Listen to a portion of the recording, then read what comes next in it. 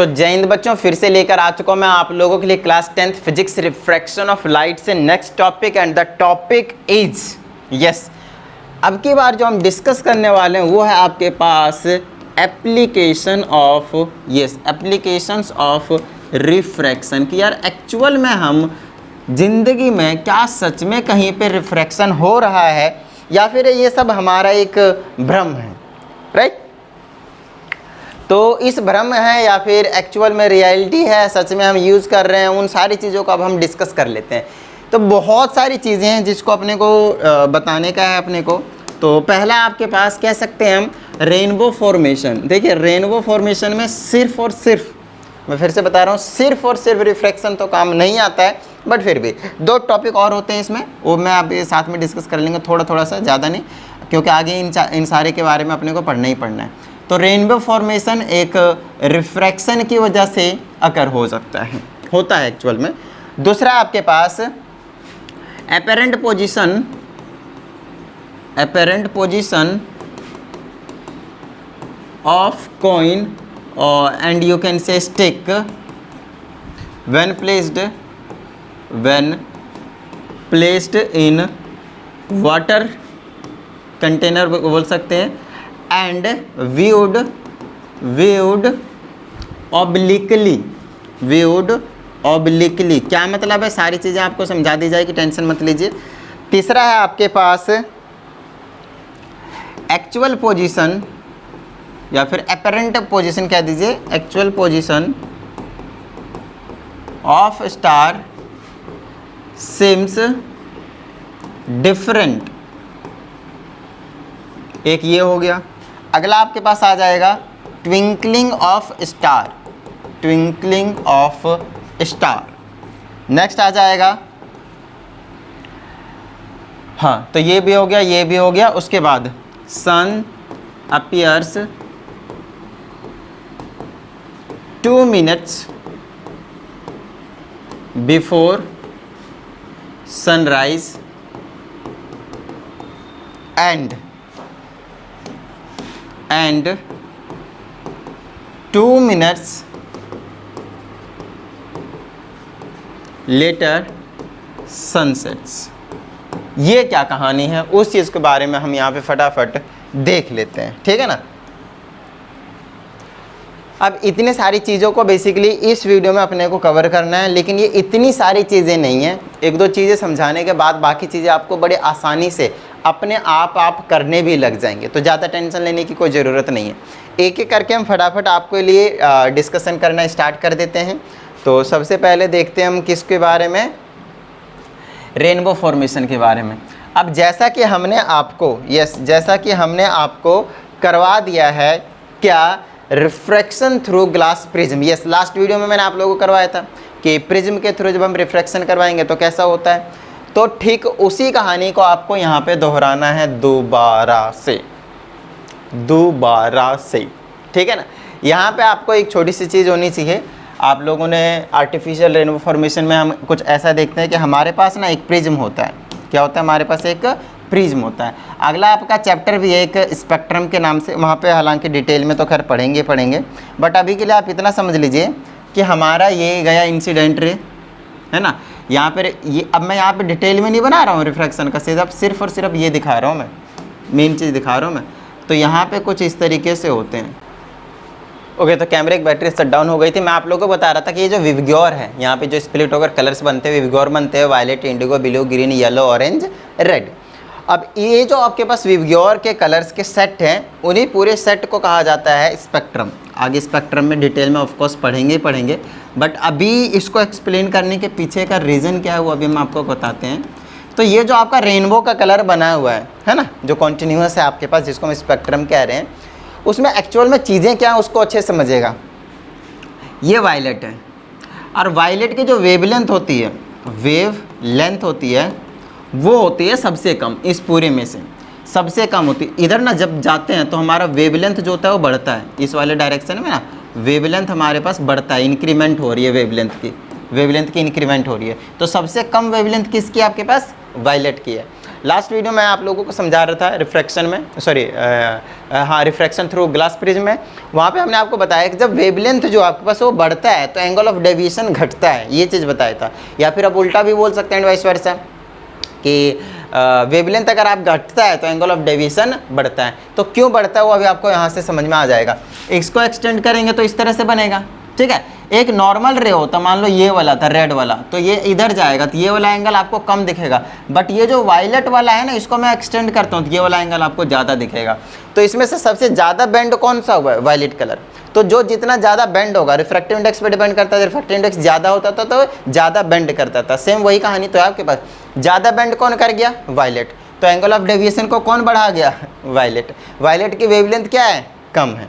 Violet की wavelength क्या है? सबसे कम है। तो जिसकी वेवलेंथ सबसे कम, वैसे एक रेले का रेल है, एक हमारे फिजिसिस्ट रहे उन्होंने दिया भी हुआ है कि जो आपके पास इंटेंसिटी होता है या फिर आप कह सकते हैं एंगल ऑफ डेविएशन जो होता है वो वेवलेंथ के लैम्डा 1 में लैम्डा की पावर 4 पे डिपेंड कर रहा है। जो आपके पास डेविएशन जो डिपेंड करेगा वो वाली चीज़, तो वो खैर अभी आपको पढ़ना नहीं है, आपके में दिया हुआ नहीं है, तो 12th क्लास की बात है। अभी फिलहाल आप इतना समझ लें कि वेवलेंथ कम होता है तो आपके पास जो एंगल ऑफ डेविएशन होता है वो कुछ इस तरीके से बढ़ जाता है। देखिए रेड के केस में कितना छोटा एंगल ऑफ डेविएशन मिला है, इस केस में वायलेट के केस में ज़्यादा बड़ा मिला हुआ है। तो जिसकी वजह से हमें पता चल गया हाँ भाई एंगल ऑफ डेविएशन डिपेंड करता है वेवलेंथ पे, है ना। अच्छा अब बात आती है यहाँ पे मैं एप्लीकेशन पढ़ा रहा हूँ, तो एप्लीकेशन में क्या ये हम लिख सकते हैं? बिंदास आप लिख सकते हैं। आप खुद आप देखिए यहाँ पे एक्चुअल में हुआ क्या है?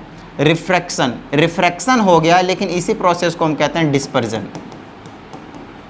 यहाँ पे 3 वो होते हैं रेनबो फॉर्मेशन, आपको स्पेक्ट्रम वाले चैप्टर में डिटेल में पढ़ाऊंगा। अभी आप इतना समझ लीजिए यहाँ पे 100% रिफ्रैक्शन हुआ है ना, और रिफ्रैक्शन होने की वजह से उसके बाद ये डिस्पर्ज हो गया, 7 कलर्स में स्प्लिट हो गया, उसको हम डिस्पर्जन कहते हैं। जब ये डिस्पर्ज होता है तो तब आपके पास विबगोर फॉर्म होता है। इसमें रिफ्रैक्शन के साथ साथ डिस्पर्जन भी यूज होता है, जिसकी वजह से आपके बुक में रिफ्रैक्शन वाले एप्लीकेशन में इसको नहीं डाल रखा है। बट हाँ हम डाल सकते हैं क्योंकि इसमें भी रिफ्रैक्शन हो रहा है, बाकी डिस्पर्जन तो हो ही रहा है, नो डाउट। ठीक है, आगे आपको पढ़ाया जाएगा TIR। तो जो नेचुरल रेनबो फॉर्मेशन होता है उसमें एक्चुअल में TIR का काम होता है, वो आपको स्पेक्ट्रम वाले चैप्टर में डिटेल में पढ़ाएंगे। अभी हम आगे बढ़ जाते हैं और अगले एप्लीकेशन में पहुंच जाते हैं, जो कि है अपेरेंट पोजीशन। किसका?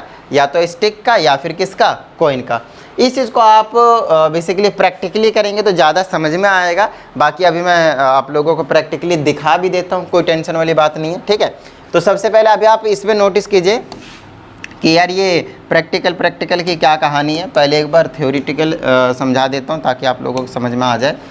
मान लेते हैं हमारे पास एक कंटेनर है जो कि सच में है हमारे पास, है ना, जो कि है हमारे पास। ये देखिए इस कंटेनर में नीचे भैया बंद है, कहीं पता चले आपने खोल रखा हो, क्योंकि अगर आपने खोल रखा है फिर क्या होगा? फिर कुछ नहीं होगा सर, पानी बाहर हो जाएगा, है ना। तो हम क्या करते हैं, इसको क्लोज़ कर देते हैं यहाँ से, ठीक है ना, ऐसा हम समझेंगे। और इसको उसके बाद हम इसमें क्या कर देंगे पता है? पानी भर देंगे। उसके बाद हम इसमें क्या करेंगे? पानी भर देंगे, ठीक है ना, पानी भर देंगे इसमें। मैं आपको समझाता हूँ कैसे। बस हो गया, ज़्यादा टेंशन नहीं लेना। कुछ इस तरीके से हमने कर रखा है, समझ लीजिए, थोड़ा सा एरर है इसमें, ठीक है। अब क्या करता हूँ मैं, यहाँ पे इसमें पानी भर देता हूँ। हाय हाय हाय हाय हाय, ये कैसा पानी, पानी की तो पूरा बूंदे बूंद दिखा दिया मैंने, ठीक है। चलिए आगे बढ़ते हैं। अब इसमें करना क्या है अपने को? यहाँ तक मैंने क्या कर रखा है? पानी भर रखा है। अब आप क्या कीजिए, एक सिक्के को, एक कॉइन को आप यहाँ पे ला कर रखिए। यहाँ पे मैंने क्या कर दिया? एक कॉइन रख दिया, पानी में डाल दिया ऐसे करके। अब आप यहाँ से अगर आप इसको नोटिस करेंगे ना तो आपको ये एक्चुअल में यहाँ नहीं दिखेगा, ये आपको यहाँ पे दिखेगा। अब ये क्या लॉजिक है सर? मतलब इसकी पोजीशन जो है वो आपको चेंज होकर दिख रही है। इसकी जो पोजीशन है, ये जो कॉइन है यहाँ पे, यहाँ ना दिखकर थोड़ा सा आपको ऊपर दिख रही है। अब इसी को कहा जाता है apparent depth and real depth. Actual में जो रियल डेप्थ था वो क्या था? ये वाला, ये आपके पास रियल डेप्थ। बट एक्चुअल में ये वाला क्या है आपके पास? Apparent depth, AD।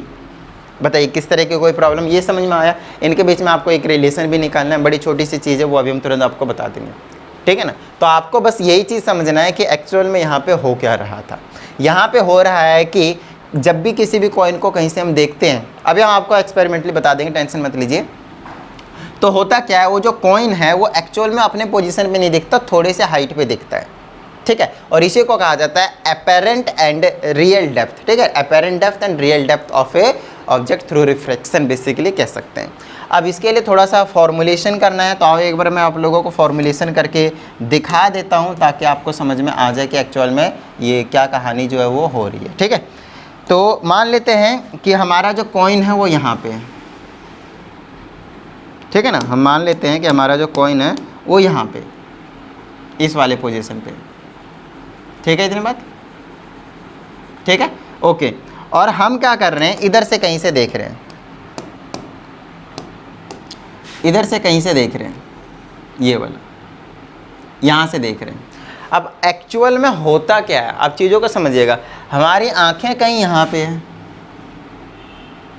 है ना, हमारी जो आंखें हैं वो कहीं यहाँ पे हमारे पास आंखें, यहाँ से हम क्या कर रहे हैं, देख रहे हैं, यहाँ से देख रहे हैं।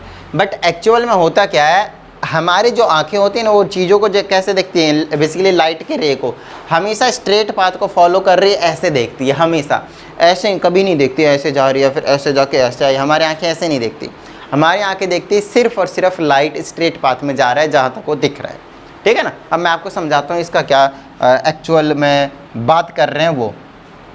मैं यहाँ पे एक इंटरफेस बना देता हूँ कुछ इस तरीके से, ठीक है ना, ताकि आपको अच्छे समझ में आ जाए। अब हम यहाँ पे क्या करने वाले हैं मालूम है, यहाँ पे हम करने वाले हैं कुछ इस तरीके से रिफ्रैक्शन, और कुछ नहीं। ये गया रे हमारा, ये हमारा रे गया, ठीक है, कहाँ से, डेंसर मीडियम से रेयर मीडियम, अंदर पानी है भाई, तो डेंसर मीडियम हुआ ना, यहाँ पे हमें पहले क्या बनाना पड़ेगा, नॉर्मल, तो हमने नॉर्मल बना दिया, ठीक है। नॉर्मल बनाने के बाद ये of course denser to rare जाते हैं तो अवे फ्रॉम नॉर्मल बेंड होता है, ये चीज़ हमने आपको पहले बता रखा है। तो ये टुवर्ड्स नॉर्मल ना बेंड होकर ये किधर दिखेगा, इधर, अवे फ्रॉम नॉर्मल बेंड हो गया, ठीक है, इतनी बात, ओके। अच्छा, अवे फ्रॉम नॉर्मल बेंड हो गई, बट हमारी आंखें आपको पता है सीधी देखती हैं, हमारे आँख थोड़ा सा इधर बनाना पड़ जाएगा इसके हिसाब से मुझे, तो इधर बना देते हैं, कोई टेंशन वाली बात नहीं। यहाँ पे हमारे पास आँख है, हमारी आंखें, ये जो रे आ रही है यहाँ से, इसमें से देखिए, हमें कोई ऑब्जेक्ट तभी दिखाई देता है जब उसके ऊपर लाइट फॉल करता है और वहाँ से रिफ्लेक्ट होकर आपकी आंखों तक पहुँचता है। तो लाइट इसके ऊपर फॉल किया, अंधेरे में थोड़ी दिखता है अपने को, इसके ऊपर लाइट फॉल हुआ, यहाँ से रिफ्लेक्टेड रे हमारी आंखों तक पहुँची, तो हमारी आंखों तक ऐसे करके ऐसे जाके ऐसे पहुँची, रिफ्रैक्ट होकर पहुँची है, रिफ्रैक्ट होकर पहुँची है, फिर से बता रहा हूँ, तो ऐसे जाकर ऐसे पहुँची हमारे पास, ठीक है, कोई टेंशन वाली बात नहीं है। चलो भाई, ऐसे पहुँच गई। अब ऐसे पहुँची तो हमारी आंखों को लगती है यार ये तो सीधा ऐसे आ रहा था, ऐसे आ रहा था, जिसकी वजह से जब हम इसको पीछे की तरफ एक्सटेंड करते हैं तो हमें कुछ ऐसा नज़ारा मिलता है, ऐसा नज़ारा मिलता है कुछ इस तरह कि ये वाला जो चीज़ है वो यहाँ ना होकर यहाँ पे दिखती है हमें। अब मेरी बात ध्यान से सुनिएगा, इतना भी ज़्यादा पोजीशन में फ़र्क नहीं आता है, यहाँ पे वो थोड़ा सा ज़्यादा टेढ़ा कर दिया है, उसको मैं सीधा कर सकता हूँ, कोई बड़ी बात नहीं। ये लीजिए, अभी मैं सीधा कर देता हूँ, इतना भी ज़्यादा तगड़ा नहीं होता है जितना मैंने बना दिया था। आजा बेटा, आजा बेटा, आजा, आजा बेटा, आजा बेटा, आजा, चलो इतना है, अच्छे से आजा भाई, आजा आजा आजा, इतना है, ठीक है, यहाँ पे देख रहे हैं। अब उसको मैं पीछे की तरफ ऑफ कोर्स एक्सटेंड करने वाला हूँ, और ये एक्सटेंड होकर किधर आने वाला है, सीधा यहाँ पे, इस वाले डायरेक्शन, ठीक है, यहाँ पे दिख रही है। अभी भी कुछ ज़्यादा ही ऊपर है, इतना भी ज़्यादा ऊपर नहीं दिखता है, बट आप समझ लीजिए थोड़ा सा ऊपर है, ठीक है। यहाँ पे आपका पास कौन जो आपको विजिबल होता है, क्योंकि हमारी आंखें जो देखती हैं बिल्कुल सीधी रे आती है, ये वाला सीधी रे आ रही, ठीक है ना, ऐसा हमारी आंखें देखती हैं। तो हमें लग रहा है कि एक्चुअल में यहाँ पे नहीं है, यहाँ पे है, इसको भ्रम कहा जाता है, इल्यूजन ही कहा जाता है, और कुछ नहीं, ठीक है ना। तो यहाँ तक समझ में आ गया होगा। तो एक्चुअल में ये वाला जो चीज़ है, ये वाला, इसको हम कहते हैं रियल डेप्थ, इसको एक्स से रिप्रेजेंट कर देता हूँ, this is called real depth, real depth. और यहाँ से लेकर यहाँ तक की जो पोजीशन है, ये वाला, यहाँ से लेकर यहाँ तक, इसको मैं वाई से रिप्रेजेंट कर देता हूँ, और इस वाई को मैं कह देता हूँ अपेरेंट डेप्थ। अपेरेंट मतलब लग रहा है कि वहाँ पे है, बट एक्चुअल में वहाँ पे नहीं है। एक्चुअल में कहाँ पे, यहाँ पे, तो उसी को तो रियल डेप्थ बोलेंगे ना, एक्चुअल डेप्थ। समझ में आ गई बात, ठीक है। अब इनको भी आपस में मैं ज्वाइन कर ही लेता हूँ, तो कोई टेंशन वाली बात नहीं है। इसको मैं यहाँ से ऐसे ज्वाइन कर लेता हूँ, क्योंकि अभी ना हमें एक फार्मूला भी बनाना पड़ेगा जिसके लिए इनकी ज़रूरत पड़ेगी। अब एंगल आई और आर वगैरह के यहाँ पे मेंशनिंग कर देते हैं फटाफट भैया, देखिएगा। तो ये हमारा रह गया था, तो नॉर्मल ये है, तो एंगल आई 100% ये बनने वाला और एंगल आर 100% ये चीज़ बनने वाली है। ठीक है, इतनी बात। अब ध्यान से समझिएगा, अगर ये एंगल आई है, ये देखिए ये वाला ऐसे परपेंडिकुलर लाइन, ये भी परपेंडिकुलर लाइन, इस वाले पर परपेंडिकुलर, बट ये दोनों आपस में क्या होंगे, पैरेलल। जब ये पैरेलल होंगे तो ये वाला एंगल आई और ये भी एंगल आई बन जाएगा। This is called, yes this is called alternate interior angle. लिखना है आपको, ध्यान रखिएगा।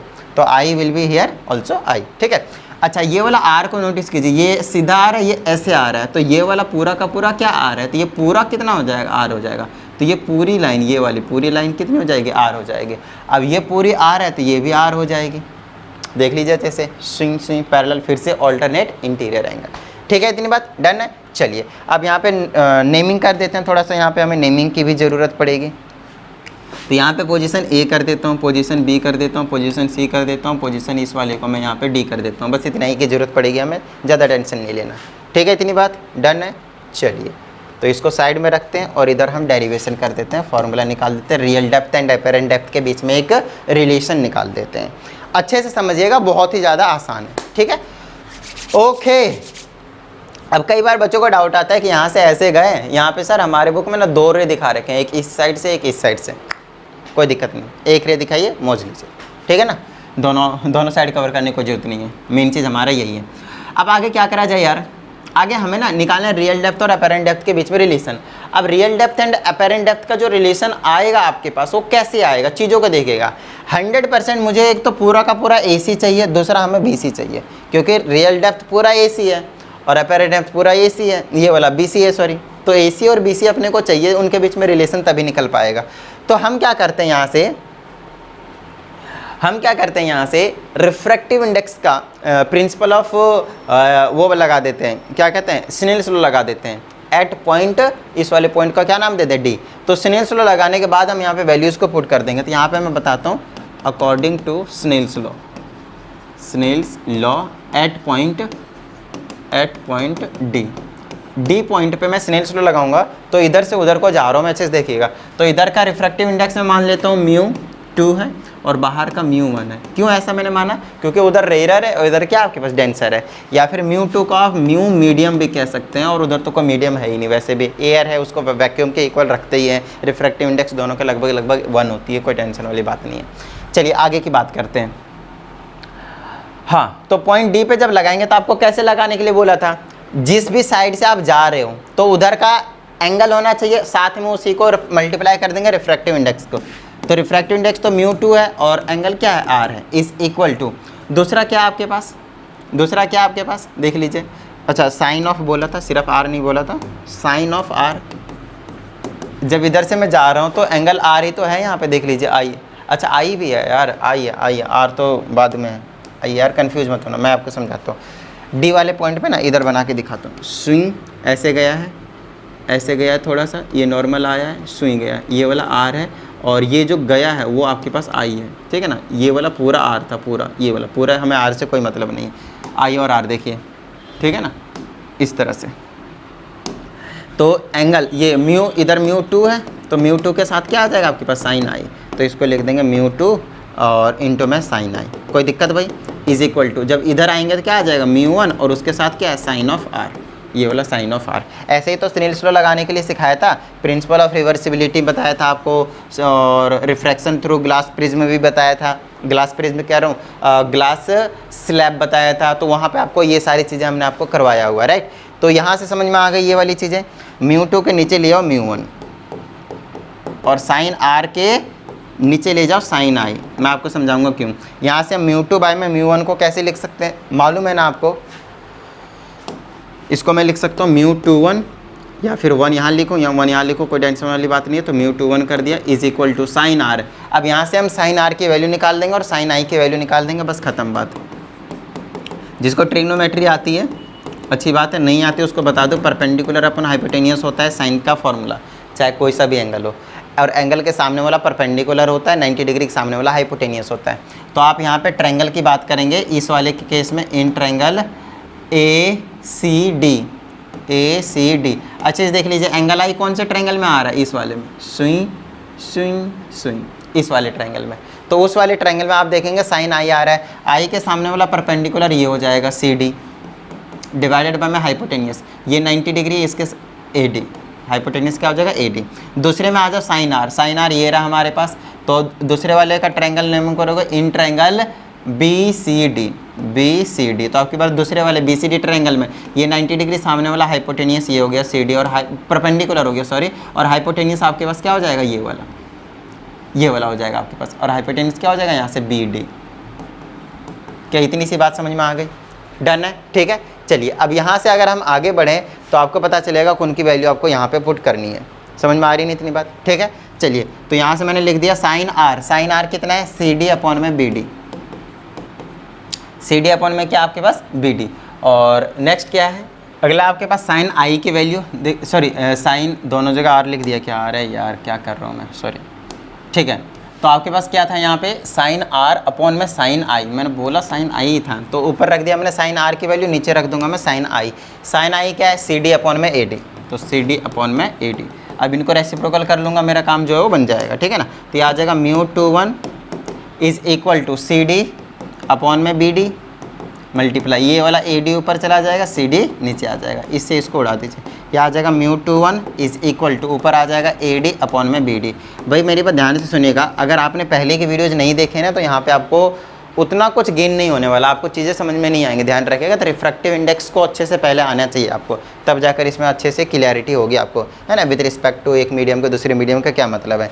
अब आप एक्चुअल में देखें तो ये μ21 का मतलब क्या था, μ1 की वैल्यू है ही क्या, μ1 की वैल्यू तो 1 होती है, तो μ2 बाय में μ1 की वैल्यू तो हमेशा ये रहने वाला है, बाहर से हवा से ही देखेंगे ना, कहाँ से देखेंगे। तो इस केस में आपके पास μ1 ना भी लिखें, इस तरह से सिर्फ μ2 लिख दूँ, क्योंकि μ1 की वैल्यू अपॉन में तो उसकी वैल्यू 1 होगी, तो μ2 भी लिख दूँ, या फिर μ2 को मैं हटाकर मीडियम लिख दूँ, मतलब जिस भी मीडियम में रखा गया है आपके पास, ऑयल में, वाटर में, कोई और मीडियम हो सकता है, उसकी वैल्यू आ जाएगी AD अपॉन में BD।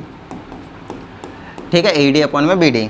अब ये जो AD और BD है वो आपको कभी नहीं बताएंगे कि भाई साहब मैं ना रियल डेप्थ हूँ या फिर अपेरेंट डेप्थ हूँ। अच्छे से देखिएगा, क्या आपको दिख रहा है, AD और BD बता देंगे, अच्छे से देखिएगा, कभी नहीं। AD आपके पास ये है, BD आपके पास ये है, आपको पता ही नहीं चलेगा यार, लाना तो हमें ये और ये था पूरा का पूरा, AB और AC और BC लाना था। अब क्या करें सर, अब मेरी बात ध्यान से सुनिएगा। अब मेन चीज़ है यहाँ पे ना, एक अप्रॉक्सीमेशन लेना होता है कि ये हमारे पास 90 डिग्री है और इसको हमने बहुत ज़्यादा दूर से उधर से नहीं देखा, यहीं पास से देखना पड़ता है।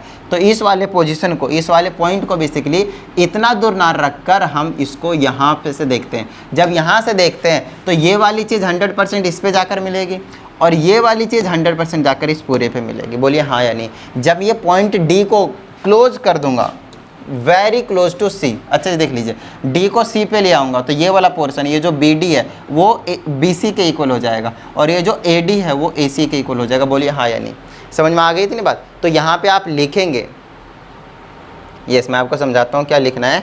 AD यहाँ पे आप लिखेंगे AD is almost equal to AC and BD is almost equal to BC, इस तरह की कहानी रहेगी। तब जाकर म्यू मीडियम जो होगी आपके पास वो हो जाएगी, या फिर इसको वाटर भी बोल सकते हैं, वाटर का भी फिलहाल हमने लिया हुआ है, तो वैसे मैं मीडियम रखना चाहूँगा क्योंकि वाटर की जगह में कुछ और भी चीज़ें चेंज कर सकता हूँ, लाइक केरोसिन ऑयल, है ना, इस तरह की चीज़ों को चेंज कर देंगे। अच्छा, AD की जगह क्या आ जाएगा, अब AD की जगह आ जाएगा AC, दूसरा BD की जगह क्या आ जाएगा आपके पास BC। अब जो रिफ्रैक्टिव इंडेक्स है वो AC अपॉन BC आ गया, बस हो गया हमारा काम। AC था क्या, देख लीजिए, AC एक्चुअल में क्या था, रियल डेप्थ है, राइट। दूसरा BC क्या था, अपेरेंट डेप्थ था। बोलिए हाँ या नहीं। तो अपेरेंट डेप्थ और रियल डेप्थ के बीच में हमने रिलेशन निकाल दिया, बस कंडीशन ये था, साथ में रिफ्रैक्टिव इंडेक्स के टर्म में हमने निकाला हुआ है। समझ में आ गई इतनी बात, डन है, क्लियर है, ठीक है। अब आगे देखिएगा चीज़ों को, आगे की जो बात है इसमें हमने x और y लिया था, तो आप नो डाउट ऐसे भी लिख सकते हैं। तो रिफ्रैक्टिव इंडेक्स की जो भी मीडियम में हम डालकर रखेंगे that will be equal to x upon y, where x is the real depth and y is the apparent depth. बताइए किसी भी तरह की कोई भी प्रॉब्लम यहाँ तक भाई नहीं ना। तो उम्मीद करता हूँ अभी तक की चीज़ें सारी समझ में आ गए होंगे। अब आगे की चीज़ें बहुत ही ज़्यादा आसान है, तो ज़्यादा टेंशन नहीं लेना अपने को। आपको मैंने फर्स्ट वाला पार्ट करा दिया, आपको मैंने सेकंड वाला पार्ट करा दिया।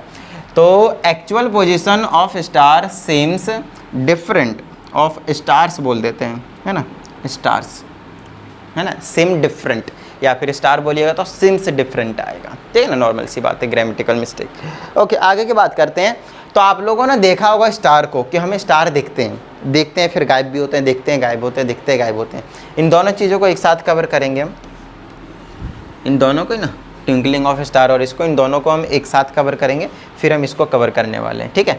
तो आइए मैं आपको थोड़ा सा समझाता हूँ कि क्या कहानी है इनके पीछे का, क्या है सच।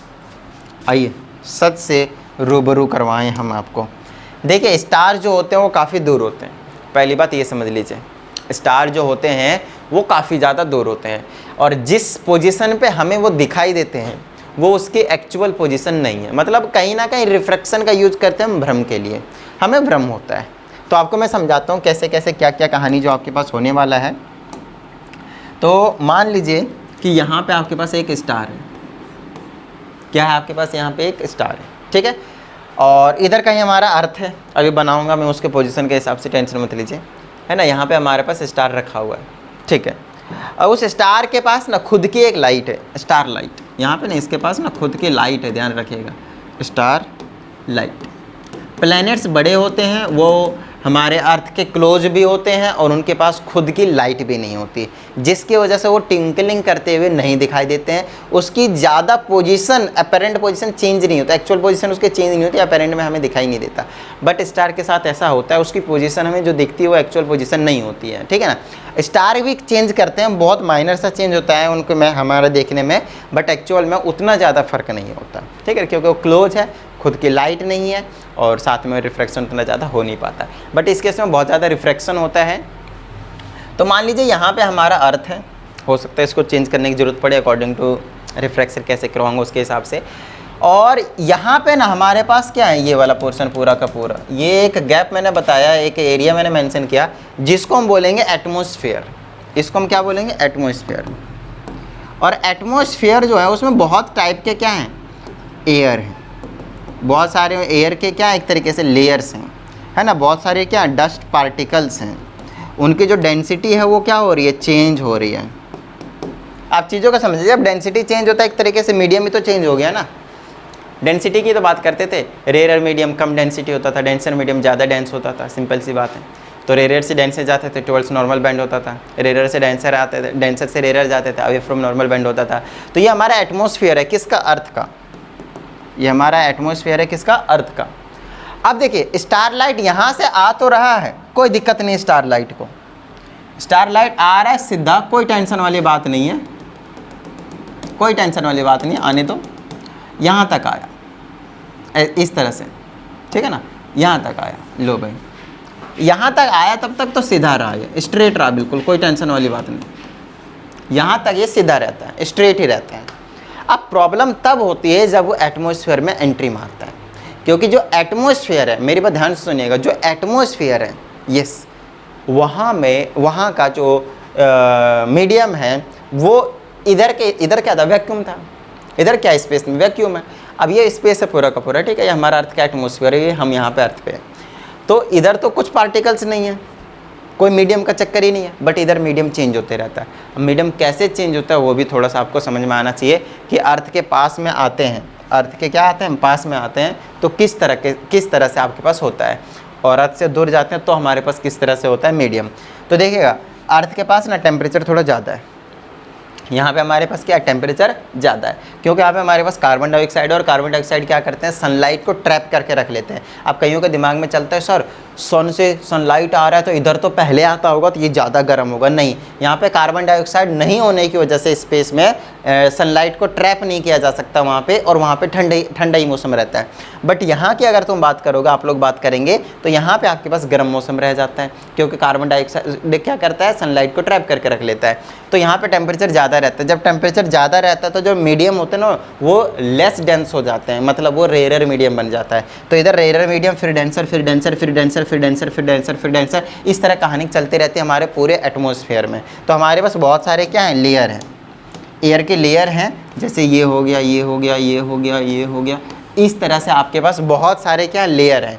ये वाला डेंसर है, फिर ये रेयर है इसके मुकाबले, फिर ये डेंसर बन गया इसके मुकाबले ये रेयर है, फिर ये डेंसर है इसके मुकाबले ये रेयर है, ये डेंसर है। इस तरह से चलते रहते हैं, डेंसर रेयर, फिर डेंसर रेयर, फिर डेंसर रेयर, फिर डेंसर रेयर, इस तरह से हमारे अर्थ तक पहुँचता है।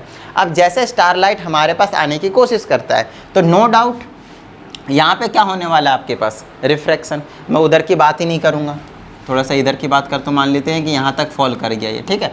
ये डेंसर और ये क्या हो गया आपके पास, रेयर, तो ये नॉर्मल बनाएंगे और ये अवे फ्रॉम नॉर्मल चला जाएगा, towards normal, away from normal, क्योंकि डेंसर से रेयर।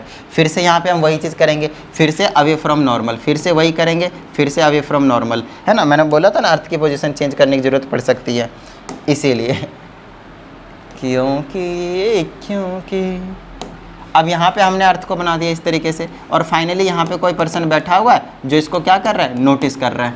तो अर्थ जो अब इसके उसमें आँख में लाइट जो फॉल करा है वो ये वाला फाइनल वाला फॉल करा है, सीधा आया ऐसे, तो इसको बैकवर्ड तरफ खींचेंगे तो स्टार एक्चुअल में इसको यहाँ ना दिख कर यहाँ पे दिखेगा।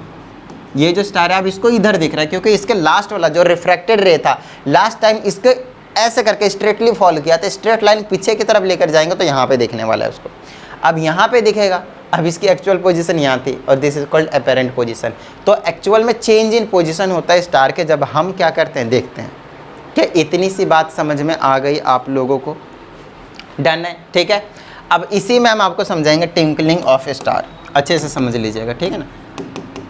Twinkling of star. अच्छा, सबसे पहली बात बता दूं, ये ट्विंकल करते ही नहीं। अगर कुछ बच्चे भ्रम में हैं तो उनको मैं हटा दूं कि जो स्टार होते हैं वो कभी भी ट्विंकल नहीं करते, टिमटिमाते नहीं हैं, कभी नहीं टिमटिमाते। उनकी लाइट की इंटेंसिटी बिल्कुल फिक्स है, जितनी है उतना ही है, और वो कॉन्टीन्यूसली सन की तरह लाइट को एमिट कर रहा और कुछ नहीं, ठीक है, बिल्कुल फिक्स है। वो कभी भी बोल गायब हो गया आ गया, गायब हो गया आ गया, गायब हो गया आ गया, ऐसा नहीं है, ऐसा बिल्कुल भी नहीं है। ये एक झूठ है, आप कह सकते हैं ये एक भ्रम है। लेकिन अब वही बात है, बच्चे बोलेंगे सर हमको तो दिखता है। अरे कैसे दिखता है? नहीं होता है, दिखता तो है लेकिन वो क्या है, भ्रम है। अभी तक जो मैं आपको रिफ्रैक्शन के एप्लीकेशन से एक्सप्लेन कर रहा हूँ वो है क्या एक्चुअल में, सारे के सारे भ्रम ही तो बता रहा हूँ। तो उन भ्रम को हम आओ और दूर करते हैं, ठीक है ना। तो स्टार जो आपको वो ट्विंकल होते हुए दिखाई देता है, बट एक्चुअल में ट्विंकल नहीं होते हैं। तो सर हमें ट्विंकल होते होते दिखाई क्यों देते हैं, और टिमटिमाते हुए हमें दिखाई क्यों देते हैं? बस उसी का आंसर अभी मैं आप लोगों को देने वाला हूँ। जैसा कि अभी आपने देखा कि हमारे पास बहुत सारे लेयर्स होते हैं जिनकी जो मीडियम होते हैं अलग अलग होते हैं, रेयर होते हैं, denser denser rare denser rare, ऐसे करके चलते रहते हैं। अच्छा, अगर ऐसा है तो फिर आगे की कहानी मैं आप लोगों को समझा देता हूँ फटाफट। इसकी पोजीशन तो चेंज होते हुए आपको दिख ही रही है। हर बार क्या होता है, हर बार क्या होता है, इधर ना बहुत सारे पार्टिकल्स हैं, आपको पता है भैया, हवा है ये, हवा में बहुत तरह के पार्टिकल्स होंगे। इन पार्टिकल्स का काम क्या होता है पता है? ये जो लाइट आ रही है, इंटेंसिटी ऑफ लाइट ये जो आ रही है कभी कम होती है कभी ज़्यादा होती है, कभी कम होती है कभी ज़्यादा होती है। ये जो रिफ्रैक्ट हो रहे हैं बार बार रिफ्रैक्ट हो रहे हैं ना, तो अगर वो लाइट को रिफ्रैक्ट करता है ज़्यादा, बहुत ज़्यादा इंटेंसिटी उसकी लाइट की क्या होगी, ज़्यादा रिफ्रैक्ट कर दिया, तो आपको स्टार क्या दिखाई देता है, ब्राइट दिखाई देता है। वहीं पे अगर आपके पास जो रिफ्रैक्ट होता है लाइट, अगर कम रिफ्रैक्ट होता है तो आपको डिम दिखाई देता है कि गायब हो गया। बस सिर्फ और सिर्फ यही कहानी है। मतलब इसमें भी सेम यही वाली एक्सप्लेनेशन आने वाली है कि रिफ्रैक्शन के थ्रू हो रहा है, रिफ्रैक्शन होता है। रिफ्रैक्शन होने की वजह से इंटेंसिटी ऑफ लाइट जो होती है, स्टार लाइट बेसिकली, वो कभी कम होती है कभी ज़्यादा होती है, कम होती है ज़्यादा होती है, कम होती है ज़्यादा होती है। रिफ्रैक्ट नहीं हो पाता पूरा मीडियम के चेंज होने की वजह से। तो कम ज़्यादा कम ज़्यादा कम ज़्यादा, जिसकी वजह से आपको क्या दिखता है, bright dim bright dim bright dim. बताइए किसी भी तरह की कोई प्रॉब्लम, जिसकी वजह से हमको लगता है कि स्टार तो टिमटिमा रहा है, लेकिन एक्चुअल में स्टार नहीं टिमटिमाता है, वो अपनी पोजीशन पे स्टेबल है। वो हमारा एक इल्यूजन है, भ्रम है, जो हमें एक्चुअल में रिफ्रैक्शन की वजह से दिखता है। बताइए भाई, किसी भी तरह की कोई प्रॉब्लम, यहाँ तक किसी भी तरह की कोई प्रॉब्लम नहीं होनी चाहिए। तो आप लोगों को मैंने ये भी बता दिया, ये भी बता दिया, और इन दोनों को एक साथ आपको मैंने एक्सप्लेन कर दिया। Now sun appears 2 minutes before sunrise and 2 minutes later sunset. मतलब सूरज हमारे पास उगता भी नहीं, उससे पहले हमें दिखाई देने लग जाता है, 2 मिनट पहले ही। दूसरी चीज़, डूबने के बाद तक भी दिखाई देते रहता है हमें 2 मिनट तक। बस वो केस होता है इसको इस तरह से। एक होता है हॉरिजन, आपका समझना पड़ेगा हॉरिजन क्या है। ए भाई गायब हो ना, ठीक है। मान लेते हैं हमारा ये अर्थ है, ठीक है ना। थोड़ा सा इसको छोटा कर दें क्या, ये रहा हमारा अर्थ। इसको इस वाले हॉरिजॉन्टल वाले पोजीशन को हॉरिजन कहा जाता है, हॉरिजन, ठीक है। ये वाला जो पोजीशन उसको हम हॉरिजन के नाम से जानते हैं। सन राइज यहाँ से कर लेगा, सन सेट यहाँ पे हो जाएगा, सन राइज यहाँ से हो जाएगा, सन सेट यहाँ से हो जाएगा। समझ में आ रही है इतनी बात, डन है, ठीक है। तो यहाँ से हमारे पास सूरज दादा निकल रहे हैं, यहाँ से, ये तो पहिया बना दिया मैंने, समझ लीजिएगा सूरज दादा है ना, ये सन है, लिख देते हैं हम यहाँ पे सन, ठीक है। यहाँ जैसे अर्थ लिख दिया वैसे यहाँ पे सन लिख दिया। इधर से ऊपर आ रहा है, शिंग आई आ गया, है ना, शिंग आ गया। एक्चुअल में इसकी मूवमेंट नहीं हो रही है, अर्थ की मूवमेंट हो रही है, बट एक्चुअल में हमें ऐसा प्रतीत होता है, इसलिए उसी के हिसाब से हम आपको समझा रहे हैं, ठीक है ना। चलिए, ये ऐसे जा रहा है, एक्चुअल में अर्थ ना ऐसे जा रही है, शिंग, जिसकी वजह से ये ऊपर जाता हुआ देखते हैं, शिंग। समझ में आ रही बात इतनी, ये इधर जाता है शिंग, फिर वो उधर जाता है शिंग, ठीक है। अब एक्चुअल में हम ना सिर्फ इसको यहीं पर रख के इसको ऐसे शिंग भेज रहे हैं, फिर हम अपने वो नोटिस को करने वाले। अब मान लीजिए कि अभी तक सूरज ना निकला नहीं है, सूरज अभी तक हमारे पास निकला नहीं है, ये हॉरिजन है। इसको थोड़ा और नीचे कर दूं, सूरज दादा को थोड़ा सा और नीचे कर देता हूँ, है ना, सूरज दादा को और थोड़ा सा नीचे कर देता हूँ, यहाँ पे मान लेते हैं। और सूरज दादा को हमने माना कि अभी तक उगे नहीं है, सूरज दादा यहीं पे हैं, ऐसे बना देते हैं। सूरज दादा अभी भी यहीं पे हैं, बट एक्चुअल में वो होगा क्या पता है, रिफ्रैक्शन। क्योंकि भैया हम पढ़ रहे हैं एप्लीकेशन ऑफ रिफ्रैक्शन, तो रिफ्रैक्शन के अलावा हम किसी चीज़ की वैसे बात नहीं करने वाले, राइट। तो ये हमारे पास ऐसे ही रहने देते हैं। अब देखिएगा रिफ्रैक्शन में क्या जादू होता है, फिर से वही, हम कहाँ ट्रैप हो जाएंगे, अर्थ के एटमॉस्फेयर में। ये हमारे पास अर्थ का एटमॉस्फेयर है, ठीक है। यहाँ तक तो कोई दिक्कत नहीं, जैसे ये रे यहाँ पे आया, क्या होते चले जाएंगे, यहाँ पे टुंग टुंग टुंग टुंग टुंग टुंग, इस तरह से आपके पास मीडियम चेंज होते रहेंगे, denser rarer, denser rarer, denser rarer, ऐसे करके आते चले जाएंगे, denser rarer, denser rarer, denser rarer, denser rarer, denser rarer, earth के पास पहुँच गए। अब भी सन यहीं पे है, ध्यान से समझिएगा, अब भी सन यहीं पे है, बट एक्चुअल में हमें दिखाई देगा कि ये जो सन है ना, वो इधर ना होकर इधर कहीं पे। मैं आपको समझाऊंगा कैसे। ये रे ऐसे आया, ये हमने नॉर्मल बना दिया, तो ये डेंसर से रेरर जाएगा तो अवे फ्रॉम नॉर्मल जाएगा, है ना, इसको जाना चाहिए उधर। तो 1 मिनट बाबा, 1 मिनट, कैसा खोल करवा रहा है, ये इधर जाएगा, है ना, ये वाला इधर जाएगा, ये तो ऐसे ही चलता चला जाएगा, ये वाला इधर जाएगा। इधर से करवाऊँ क्या, इधर से सन को उगा दो, शिंग, एक ही बात पड़ेगी, कहीं से भी उगा दो, उससे क्या ही फ़र्क पड़ेगा, है ना। अच्छा, इसको ऐसे ही रहने देते हैं, करवाता हूँ, टेंशन मत लीजिए, अभी बताते हैं। ट्विंग ट्विंग ट्विंग ट्विंग, थोड़ा सा इसको टेढ़ा करके भेजना पड़ेगा समझाने के लिए, ऐसे करके। अब ऐसे मान लेते हैं कि यहाँ से सूरज का ना सनलाइट ऐसे आया, स्विंग, तो ये अवे फ्रॉम नॉर्मल जाएगा, स्विंग, फिर यहाँ से नॉर्मल बनाएंगे, अवे फ्रॉम नॉर्मल जाएगा, फिर अवे फ्रॉम नॉर्मल जाएगा, फिर अवे फ्रॉम नॉर्मल जाएगा, है ना। और फाइनली ये यहाँ पे कोई पर्सन है जिसको यहाँ से नोटिस करना है, तो ये नोटिस करेगा, इसके पास तो लाइट सीधा आया ऐसे, और सीधा लाइट जाएगा तो यहाँ पे आएगा स्विंग, और सूरज दादा लगेगा कि यहाँ पे हैं, मतलब हॉरिजन से ऊपर आ चुके हैं, उग चुके हैं, वो है अभी भी नीचे ही, लेकिन आपको लगेगा कि यहाँ पे है। तो इसको क्या कह रहे हैं, एक तरीके से भ्रम ही तो कह रहे हैं कि भैया 2 मिनट पहले वहीं पे हैं, अभी तक निकले नहीं हैं, सनराइज़ हुआ नहीं है, फिर भी हमें लग रहा है सनराइज हो चुका है। इसके पीछे का रीज़न बस यही है। क्या रीज़न है, तो रिफ्रैक्शन। सेम इधर की कहानी आपको ऐसे ही है, सूरज दादा आपको लगेंगे कि यहीं पे हैं, सूरज दादा लगे, वैसे तो यहाँ पे जा चुके हैं, देखिए उगा नहीं था, उसके बाद भी हमें पहले ही दिख गया था कि उग चुका है। यहाँ पे आपके पास डूबने के बाद 2 मिनट पहले तक लगेगा कि यहीं पे है सूरज, डूब चुका है ये, डूब चुका मतलब सनसेट हो चुकी है। तो यहाँ से ऐसे जाएगा, फिर से सेम कहानी बनाऊंगा, ऐसे रे आएगा, यहाँ पे लगेगा भी यहीं पे डूब चुके हैं, सनसेट हो चुका है, ऐसे करके निकल के ऐसे जा चुके हैं, लेकिन फिर भी अपने को लगेगा कि ये यहाँ ना है, क्या है यहाँ है। और ये कैसे लगेगा, बिल्कुल सेम, यहाँ से यहाँ पे कैसे लगा, बिल्कुल सेम, बिल्कुल सेम यहाँ पे रे डायग्राम बनेगा इधर से भी। तो सनराइज से पहले 2 मिनट हमें दिखने लग जाता है, सनसेट के बाद भी, सनसेट हो चुका है उसके बाद भी 2 मिनट तक हमें ये सनराइज दिखता रहता है। क्या इतनी सी बात समझ में आ गई?